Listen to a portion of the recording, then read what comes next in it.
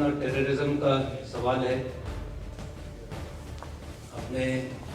जिक्र किया है कि अभी भी रिक्रूटमेंट जो है अलग अलग तंजीमों में अभी भी जारी है।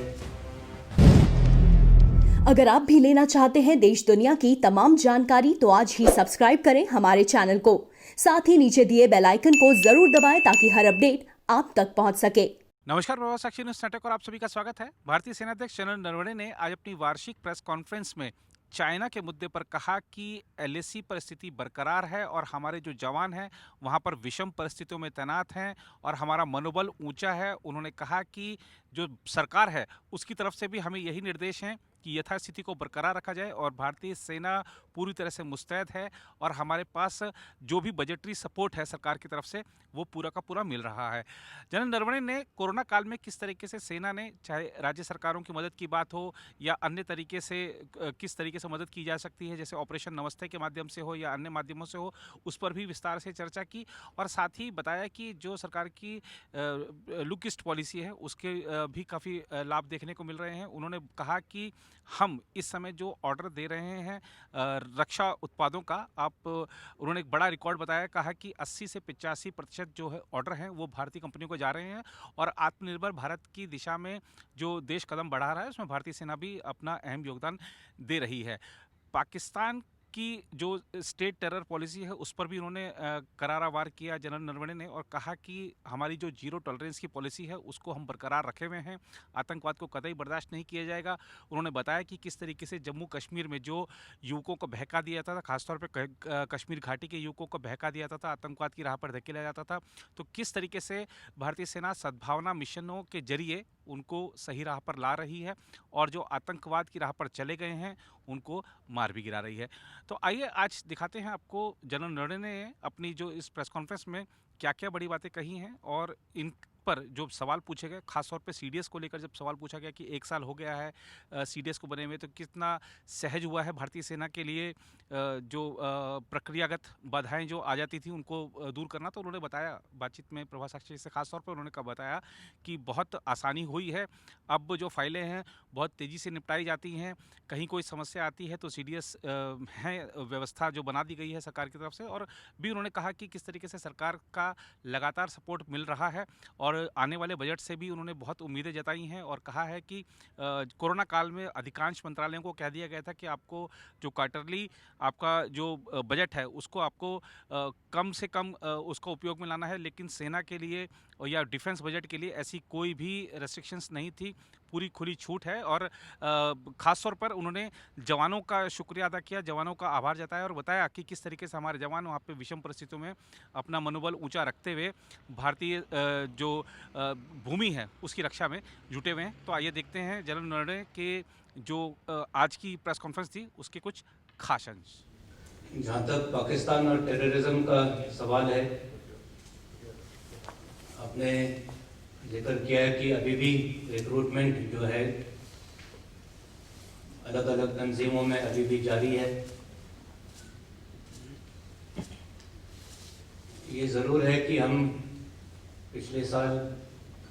या हर साल हमारे सक्सेसफुल ऑपरेशन में कई टेररिस्ट मार गिराते हैं, लेकिन साथ साथ तंजीमों में भर्ती भी होती रहती है। तो हमारी हमेशा यही कोशिश रहती है कि कैसे ये नीचे से लोग जो भर्ती हो रहे हैं उनको रोका जाए, और इसीलिए हमारे ये सद्भावना प्रोजेक्ट होते हैं जिनमें हम आवाम के पास जाते हैं, खास करके जो युवक हैं जो बहकावे में आके इन तंजीमों के साथ जुट जाते हैं। तो ये एक लगातार हमारी कोशिश रहती है और मैं ये कहना चाहूँगा कि इन कोशिशों की वजह से जो भर्ती है वो हर साल थोड़ी थोड़ी कम होती जा रही है। थोड़े अप एंड डाउन ज़रूर होते हैं और मुझे पूरी उम्मीद है कि एक होल ऑफ गवर्नमेंट अप्रोच से जैसे जैसे डेवलपमेंट होता रहेगा, जैसे जैसे और मौके मिलेंगे एम्प्लॉयमेंट के लिए, वैसे वैसे ये जो भर्ती हो रही है वो घटती जाएगी और जो सुरक्षा स्थिति है उसमें बढ़ोतरी होगी। मैं ये कहना चाहूँगा कि जो मोबिलाइजेशन हुआ था चाइना के तरफ से, वो कोई नई चीज़ नहीं थी। वो हर साल ट्रेनिंग के लिए आते हैं और हमारी पूरी खबर थी कि वो किन किन इलाकों में मौजूद हैं। इसको हम लगातार मॉनिटर कर रहे थे, लेकिन अचानक जो फर्स्ट मूवर एडवांटेज होता है, अचानक कोई हरकत करेगा, इसका कभी अंदाज़ा नहीं लगाया जा सकता। तो ये फर्स्ट मूवर एडवांटेज हमेशा रहेगा, जैसे हमारे पास रहा अगस्त के महीने में। हालांकि हम eyeball to eyeball contact में थे, तब भी चीन को नहीं पता चला कि हम ऐसे कोई उनको सरप्राइज करेंगे। ये फर्स्ट मूवर एडवांटेज हमेशा होगा। लेकिन जो स्थिति है आज लद्दाख में, वो वही स्थिति है जो हमेशा के लिए रही है और हमें गवर्नमेंट से यही डायरेक्शन मिले हैं कि जो पोजीशन है और उस पर हम कायम रहेंगे, डटे हुए रहेंगे, चाहे सर्दी हो या गर्मी के मौसम हो। और जो भी बातचीत चल रही है अलग अलग लेवल पे, चाहे वो मिलिट्री लेवल पे हो या डिप्लोमेटिक लेवल पे हो, इन बातचीत के ज़रिए हम जो भी समझौता करना है वो करेंगे। उसी आधार पे, जैसे मैंने पहले जिक्र किया था, म्यूचुअल और इक्वल सिक्योरिटी, और यही हम चाहते हैं। और मुझे पूरी उम्मीद है और विश्वास है कि इस डायलॉग के ज़रिए हम जो भी अपना लक्ष्य है वो हासिल कर पाएंगे। जहाँ तक आपका सवाल है, एयरफोर्स और नेवी में ज़रूर पायलट्स है, और बहुत अच्छी बात है कि आपने ये सवाल पूछा, क्योंकि तकरीबन 1 महीने पहले ही मैंने आदेश पास किए हैं कि आर्मी एविएशन में अभी तक जो हमारे महिला ऑफिसर्स हैं वो सिर्फ ATC में, एयर ट्रैफिक कंट्रोल, यानी ग्राउंड ड्यूटीज़ में हैं। और पिछले महीने ही ये प्रपोजल मैंने इनिशिएट किया है और AG's branch, MS branch, aviation directorate तीनों इस पर सहमत है कि एविएशन में भी विमेन ऑफिसर्स हो सकते हैं फ्लाइंग ब्रांच में, फ्लाइंग ड्यूटीज़ के लिए। और हम सोच रहे हैं कि अगला जो कोर्स शुरू होगा, जो कि जुलाई के महीने में होगा, उसमें ज़रूर विमेन ऑफिसर्स पायलट ट्रेनिंग के लिए दाखिल होंगे। और 1 साल के ट्रेनिंग के बाद तकरीबन अगले साल के जून जुलाई में वो भी अपने फ्रंट लाइन ऑपरेशन यूनिट्स में फ्लाइंग ड्यूटीज़ में जुड़ पाएंगे। Theatre commands, integrated theatre commands एक लॉन्ग टर्म प्रक्रिया है, और चाहे जो भी स्थिति हो, हम इंटीग्रेशन के ऊपर ज़रूर आगे बढ़ेंगे। और मैं ये समझूंगा कि अच्छा मौका है कि हम इससे जो हम एक्सपीरियंस गेन कर सकते हैं उसको लेकर हम जो इंटीग्रेटेड थिएटर कमांड का जो ढांचा है वो उसको हम और भी अच्छा बना सकें। लेकिन इंटीग्रेटेड थिएटर कमांड्स चाहे लैंड, एयर या मैरीटाइम हो, ये ज़रूर होंगे और इसके ऊपर हम पूरा हमारा साथ देंगे कि ये प्रक्रिया जो है वो आगे बढ़े। जहाँ तक बजट और पोस्ट मॉडर्नाइजेशन का सवाल है, जैसे मैंने पहले कहा था कि जो हमारा long term integrated perspective plan है उसके अंतर्गत हम पोस्ट मॉडर्नाइजेशन कर रहे हैं। स्थिति को देखते हुए और बजटरी एलोकेशंस को देखते हुए ये प्रायोरिटीज़ चेंज होते रहते हैं, और प्रायोरिटाइज करके हम अपनी मॉडर्नाइजेशन का जो प्लान है उसमें भी हम जो बदलाव लाने हैं वो लाते रहते हैं। लेकिन हालात को देखते हुए जो भी हमने गवर्नमेंट से मांगा है वो हमें ज़रूर मिला है। और पिछले साल हालांकि सभी मिनिस्ट्रीज़ को बताया गया था कि एक हर क्वार्टर में 25% की जगह सिर्फ 20% ही एक्सपेंडिचर करना है, उस किस्म की कोई रिस्ट्रिक्शंस मिनिस्ट्री ऑफ डिफेंस पर नहीं थी। और जो आरी स्टेज है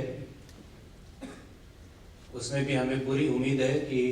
आरी स्टेज में, और हमें पूरा भरोसा है कि अभी जो आरी स्टेज का रिवाइज एलोकेशन घोषित किया जाएगा उसमें भी हमें खास करके रेवेन्यू एक्सपेंडिचर के लिए और फंड्स मिलेंगे, जिससे कि जो भी और भी हमने काम करना है बाकी फाइनेंशियल ईयर में वो हम पूरा कर पाएंगे। जहाँ तक लैंड मॉनेटाइजेशन का सवाल है, इस पर भी काफ़ी प्रोग्रेस हुआ है और अभी हमें लैंड के बदले इक्वल वैल्यू इंफ्रास्ट्रक्चर लेने की इजाज़त मिली है। तो इस पॉलिसी के होते हुए, इस पॉलिसी के अंतर्गत हम ये मॉनेटाइजेशन की कार्रवाई को आगे ले जाएंगे। लेकिन अभी इस वक्त क्योंकि ये कोविड वाला सिचुएशन है, तो जो लैंड प्राइसेस है उसमें भी गिरावट हुई है। तो इसलिए इस वक्त हम इस लैंड मॉनेटाइजेशन और उसके बदले जो EVI की कार्रवाई है उस पर हम थोड़ा वेट कर रहे हैं, ताकि जब स्थिति सुधरेगी तब हम इसको और आगे ले जाएंगे। लेकिन ये ज़रूर एक चीज़ है जो बहुत आवश्यक है और बहुत अच्छा होगा तीनों सर्विसेज के लिए कि जो अनयूज्ड लैंड है, जैसे कि कैंपिंग ग्राउंड है पुराने ज़मानों के, या जो लैंड है जिसका अभी हमें उपयोग नहीं है, जैसे मिलिट्री फार्म क्लोज होने के बाद वो जो सरप्लस लैंड हुई है, इन किस्म के लैंड के बदले में इक्वल वैल्यू इंफ्रास्ट्रक्चर बना के हमारे बहुत सारे जो बजटरी कंस्ट्रेंट्स हैं वो भी दूर हों। हाई एल्टीट्यूड के एरियाज़ में जो कोल्ड इंजरीज हैं, मैं ये कहना चाहूँगा कि जो हमने कार्रवाई की थी, infrastructure development, special clothing, special ration, heating arrangements, इन पूरे चीज़ों के वजह से इस साल जो कोल्ड इंजरीज है, हालांकि पिछले साल की निस्बत और ट्रूप्स है फॉरवर्ड एरियाज़ में LAC के ऊपर, LC के ऊपर, लेकिन फिर भी जो कोल्ड इंजरीज की मात्रा है वो तकरीबन उतनी ही रही है। पिछले साल 0.13% था, इस साल 0.15% है। और ये इसलिए है कि हम तैयार थे और सारे मिलकर, इंजीनियर्स, MGO, सारे मिलकर हम ये पूरी जो बैकअप चाहिए होता है फॉरवर्ड एरिया में डिप्लॉयमेंट के लिए, वो हम पूरा कर पाए और इसीलिए कोई ऐसे कोल्ड इंजरीज नहीं हुई। जहाँ तक ये फॉरेन विजिट्स का सवाल है, ये एक मिलिट्री डिप्लोमेसी का हिस्सा है और UAE, सऊदी अरेबिया और साउथ कोरिया, इन 3 देशों की यात्रा से ये साफ उभर आया है कि ये तीनों देशों हमारे साथ और रिश्ता बढ़ाना चाहते हैं हर फील्ड में, इंडस्ट्रियल कोऑपरेशन, टूरिज्म और डिफेंस डिप्लोमेसी भी। और डिफेंस के क्षेत्र में ये ना सिर्फ इंडिविजुअल ट्रेनिंग, जो कोर्सेज के लिए हमारे जवान एक दूसरे के देश में जाते हैं, लेकिन जॉइंट एक्सरसाइजेज भी और डिफेंस कोऑपरेशन में वो भी चाहते हैं कि वो हमसे कोई डिफेंस इक्विपमेंट लें, और जो एम है डिफेंस एक्सपोर्ट्स का वो भी इसके थ्रू जो है हम आगे बढ़ा पाएंगे। जो ईस्टर्न लद्दाख में स्थिति है, पेट्रोलिंग है, इसके बारे में मेरे ख्याल से मैं 2 बार बता चुका हूँ कि जो स्थिति पहले थी वो भी अभी वैसे ही है, उसमें कोई बदलाव नहीं आया है। जहाँ तक दूसरे इलाकों की बात है, हम सिर्फ ईस्टर्न लद्दाख पे नहीं बल्कि पूरे नॉर्दर्न बॉर्डर्स पर लगातार हम निगरानी रखे हुए हैं। सेंट्रल सेक्टर और ईस्टर्न कमांड के एरिया में ऐसे आई बॉल डिप्लॉयमेंट नहीं है, लेकिन यहाँ पर भी फ्रिक्शन पॉइंट्स हैं, और इन इलाकों में चाइना ने अपने तरफ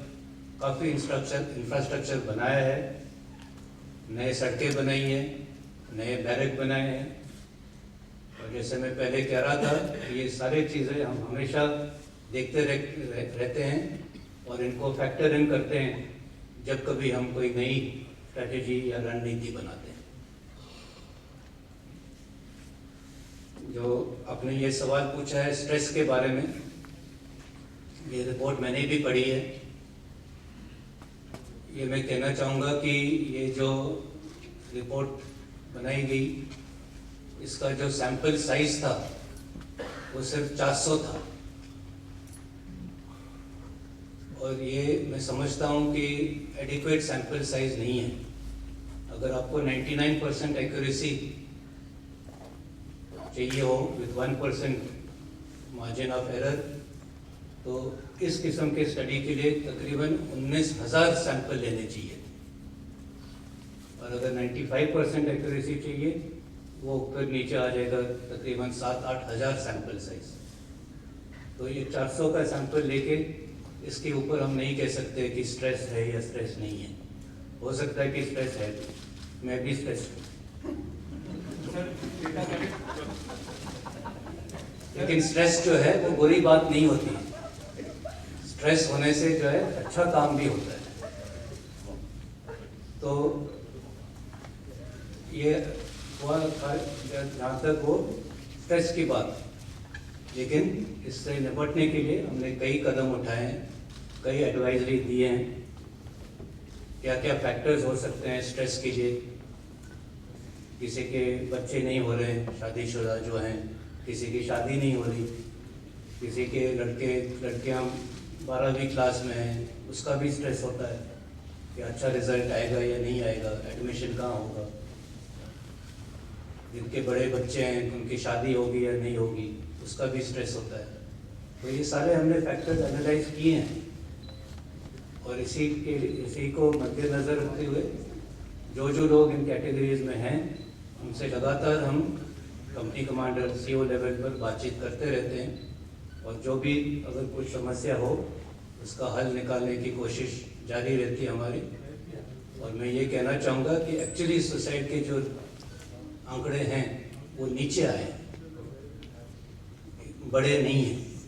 तो आपकी खबर मुझे पता नहीं कहाँ से है, लेकिन मेरे फैक्ट्स एंड फिगर्स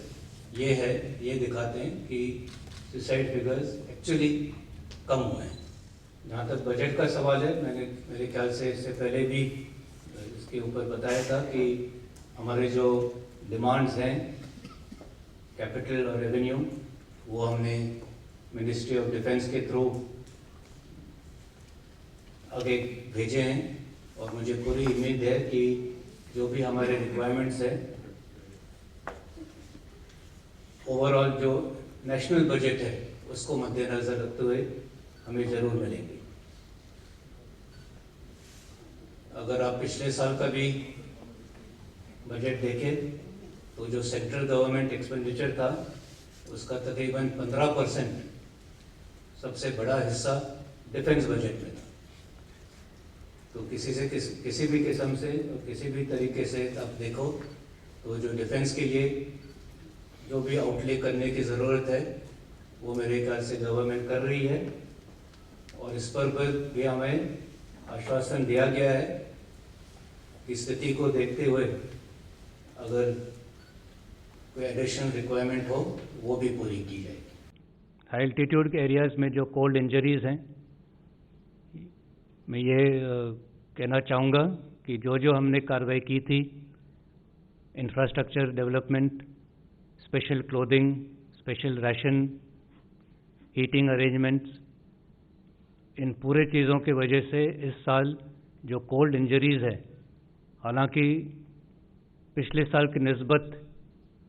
और ट्रूप्स है फॉरवर्ड एरियाज़ में LAC के ऊपर, LC के ऊपर, लेकिन फिर भी जो कोल्ड इंजरीज़ की मात्रा है वो तकरीबन उतनी ही रही है। पिछले साल 0.13% था, इस साल 0.15% है। और ये इसलिए है कि हम तैयार थे और